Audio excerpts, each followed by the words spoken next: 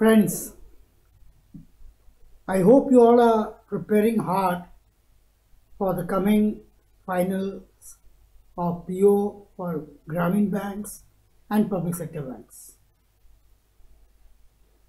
We are with you and to help you through the examinations. In the first part of today's lecture, we will be dealing with some recent happenings in the Indian scene and the world scene, and later we will be talking to you about something about infrastructure. So, the recent happenings.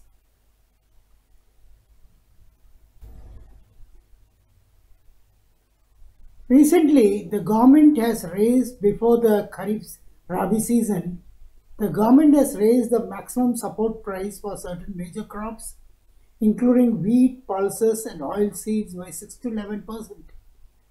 It is expected that this increase will increase the acreage of Rabi or winter sowing season. As you know, that rising of the minimum support price raises the acreage of the crop and more production, and therefore there should be special emphasis by government agencies for increased procurement. Now something about the Olympic Games. You all know that the Winter Olympics 2018 will be held in 2018 at Pyeongchang in South Korea. Recently, the Olympic flame was ignited. The Olympic flame is kept at the Temple of Hera in Olympia, where the Olympic Games were born in 1776 BC. In a major announcement, the government has announced a 2.11 lakh crore capital infusion for public sector banks. You all are aware that public sector banks are tied up with a big NPA which is eroding their capital, and they need more capital so that the Basel III norms can be adhered to. Now, out of this 2.1 lakh crore capital infusion, 1.35 lakh crore will be obtained from Tier 1 bonds to be issued by the banks. These are probably going to be coupon bonds. 18,000 crores have been already provided in the budget for 2017-18. 58,000 crores will be obtained from share of sales of shares of the bank. That is, the government holdings will be reduced. Fitch Ratings estimate that Indian banks will need $65 billion in bank capital by March 2019. The capital infusion announced is nearly half of this. Because of the paucity of capital and to maintain the Basel III norms, credit growth has probably been slow. By September 17, there was 7% capital growth compared to 10% a year ago. Another major announcement by the government regarding the economic scene was a lot of programs for road development. Government has announced that 6.92 lakh crores have been provided for 5 road programs, 5 years of road program. This includes Bharatmala project to cover 34,800 kilometers at a cost of 5.35 lakh crores. Bharatmala, as the word indicates, is to connect all the major districts in the country and the country as a whole, from north to south and east to west. Bharatmala project will generate 14.2 crore man days of work. The Bharatmala project will include 9,000 kilometers of economic corridors, 6,000 kilometers of inter-corridor and feeder routes, 5,000 kilometers of national corridor efficiency improvement, that is, the existing national corridors will be improved, 2,000 kilometers of border roads and national connectivity. You know, we have to improve our border roads to be more defense prepared. So national roads and border roads are to be improved, and the border roads are to be properly connected to the national roads. Coastal roads and port connectivity, 2,000 kilometers. 800 kilometers of greenfield expressways, new expressways are going to be built, 800 kilometers. And 1,000 kilometers will be for the remaining road projects under the National Highway Development Project. The Interministerial Group on Telecom submitted its report to the government recently. It has suggested measures to help stress telecom operators. The design on spectrum mortgage agreement between licensor, licensee and operator benefits the government now. You know, the telecom sector is very much stressed, and as for now, there is an agreement between the licensor, licensee and the operator, and if the licensee defaults, the first right to sell goes to the government. Now, this has created a problem for the banks to finance, because in such a situation, the bank's lending becomes totally unsecured and banks are hesitant to give loans. So this committee has suggested that banks should have the first right to sell, so that the advances made to the telecom sector for spectrum becomes secured loan. Now, government has decided to launch this Bharat 22 fund. You know, a panel headed by Shri Anuj Jaitley has finalized the launch date and quantum of issuance of the Bharat 22 traded fund. This will be a 8,000 crore fund to be released in November. It will be released on 14th November, and for the public it will be from 15th to 18th November. So this is a part of disinvestment program which is targeted to mop up 72,500 crore during the current financial year. The state-owned companies or PSUs that will form part of the EFTF are Exchange Traded Fund are ONGC, IOC, Indian Oil Corporation, BPCL, Bharat Petroleum Company, Coal India, NALCO, Bharat Electronics, Engineers India, NBCC, NTPC, NHPC, SJNBNL, GAIL, PGNIL, NLC of India. In this traded fund that will be released by the government has also decided to include the shares of 3 public sector banks, that is the State Bank of India, Indian Bank and Bank of Baroda. These are one of 3 banks that are doing relatively well and their shares are in the strong water. So government has decided to include them in the Bharat 22 fund so that they get a good return. It also includes government strategic holdings in Axis Bank, ITC and Larsen and Toubro. The Bharat 22 economically exchange traded fund will be managed by ICICI Prudential AMC, while Asia Index will be the index provider. So the fund will be indexed by Asia Index, and ICICI Prudential AMC will be managing the issue of this fund. The index will be rebalanced annually.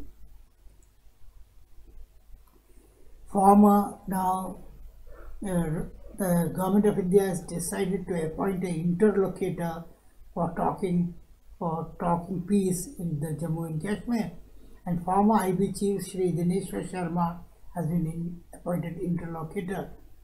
Japanese Prime Minister Shinzo Abe has been re-elected as Prime Minister in Japan. India beat Malaysia in hockey to become Asian champions.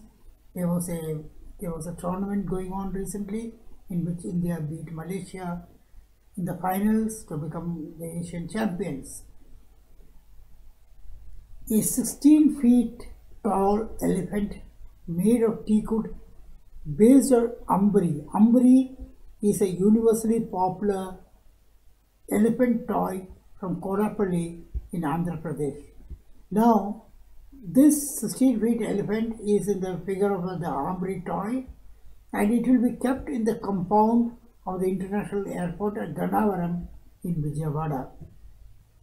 Now, this will be a masterpiece at the airport, and you should remember the name of the airport, that is Gannavaram in Vijayawada, and the elephant and the figure of the elephant is based on Ambari, which is a popular elephant toy from Kodapalli.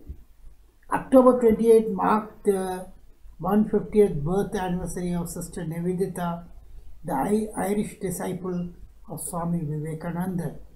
Her original name was Margaret Elizabeth Noble. Veteran historian and medieval India, of medieval history, Indian history, of medieval Indian history, veteran historian of medieval Indian history, Dr. Satish Chandra passed away on 13 October 2017.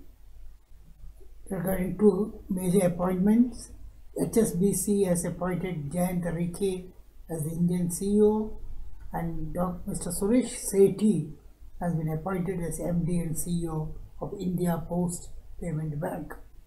Thank you. We will be taking a small short break and coming back to you after a few minutes. Thank you.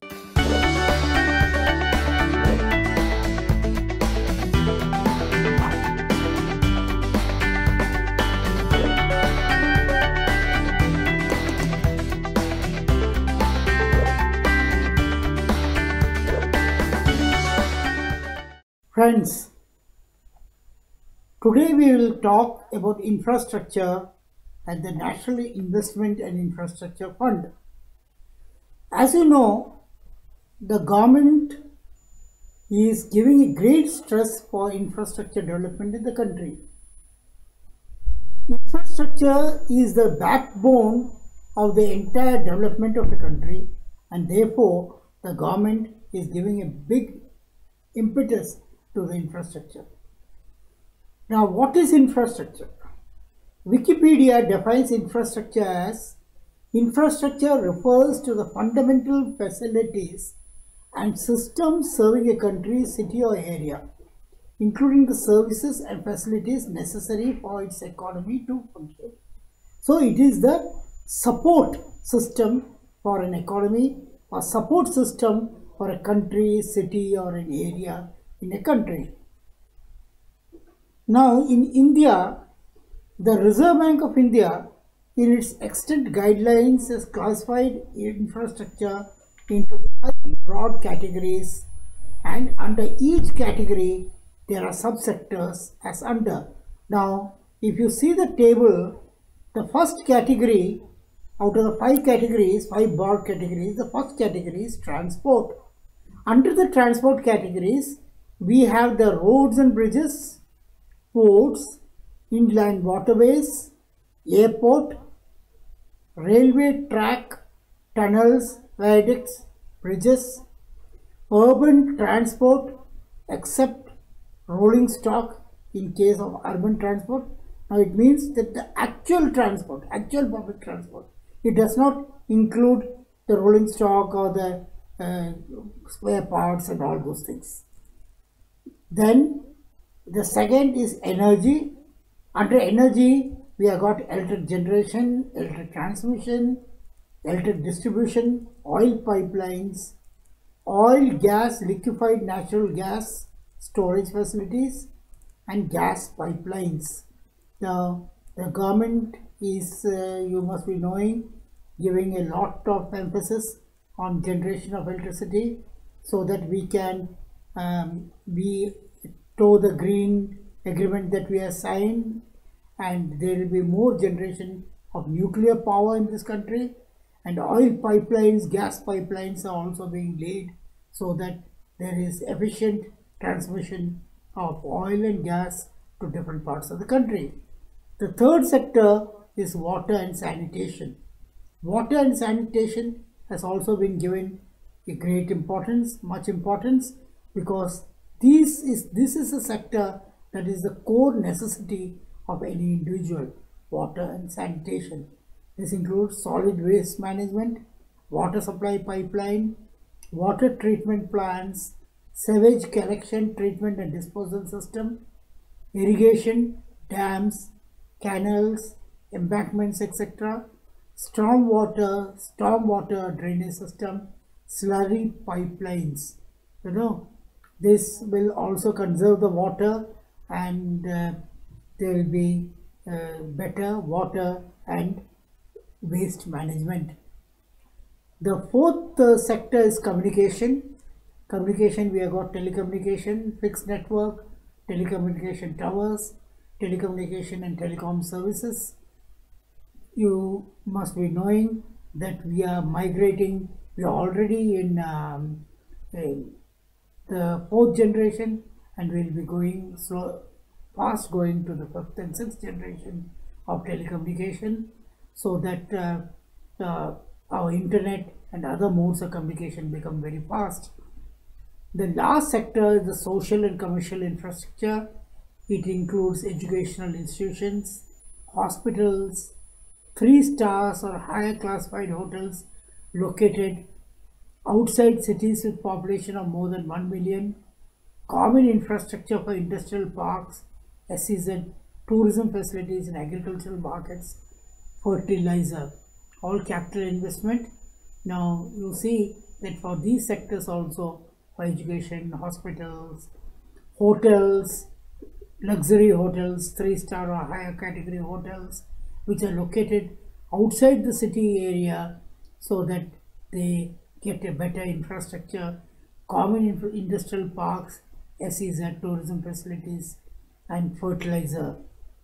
All this come under social and commercial infrastructure. Now, and it also includes post-harvest storage infrastructure for agricultural and horticultural produce, including cold storage. The storage of agricultural produce in this country is very poor, due to which every year a lot of agricultural product is wasted. Even products like wheat, which are procured by the government, are kept outside in the lack of proper godowns and get destroyed by rains and floods. So proper storage facilities for agriculture produce is a very big necessity.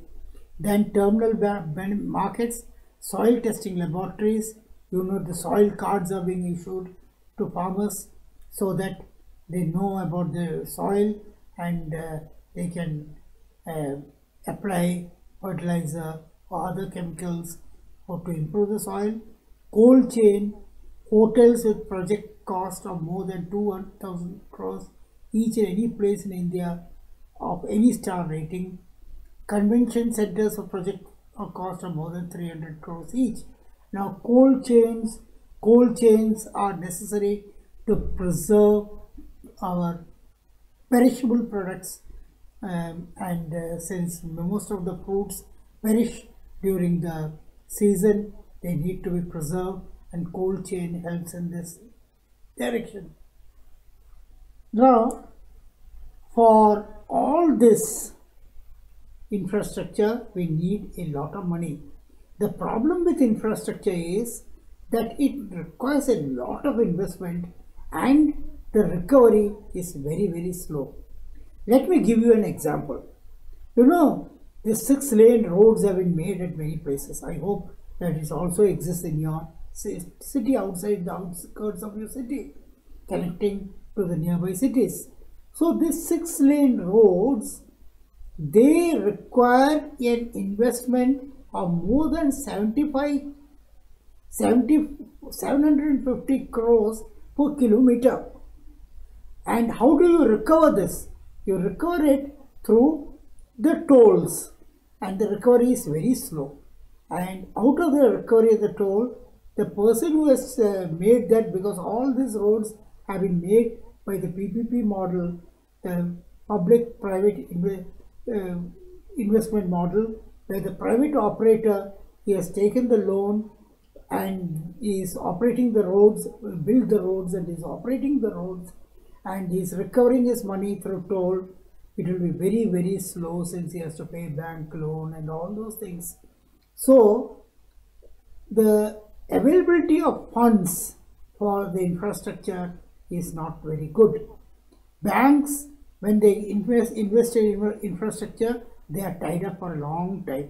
So they are not very keen. Moreover, as we have seen that there has been a lot of NPA in the infrastructure sector, and this has also kept off the banks from investing in the infrastructure.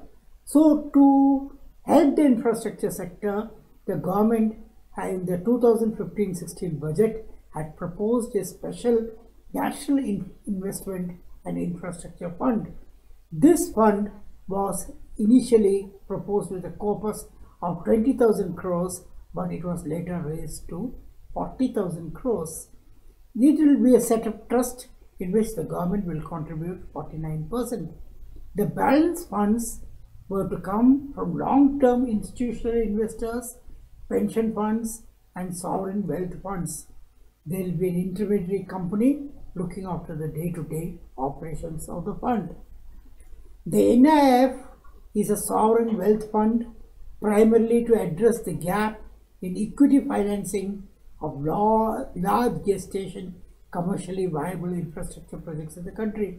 I told you that the payback was very slow, so there is a large gestation. It is an alternative investment fund under the SEBI regulations. It is an alternative investment fund under the SEBI regulations. It will be regulated by the SEBI. 6 domestic institutional investors, DIIs, HDFC Standard Life Insurance, HDFC AMC, HDFC Bank, ICICI Bank, Kotak Mahindra, Old Mutual Life Insurance, and Axis Bank will also join the NIF along with the central government. So these will be the domestic institutional investors who will be funding the corpus. A few foreign investors such as the government of UAE, Rusano of Russia, Qatar Investment Authority, RDIF, Japan Overseas Infrastructure Investment Corporation for Transport and Urban Development have signed MOUs with the NIF to be a part of the National Investment and Infrastructure Fund. The government has also signed terms of cooperation on the NIF with the UK Treasury and the US Treasury. So these people will also join hands and help the fund wherever there is a need. And India-UK Green Growth Equity Fund, GGEF, was also announced in April 2017, which will set up under the fund vertical NIF and will anchor commitments up to £120 million each from India and British governments.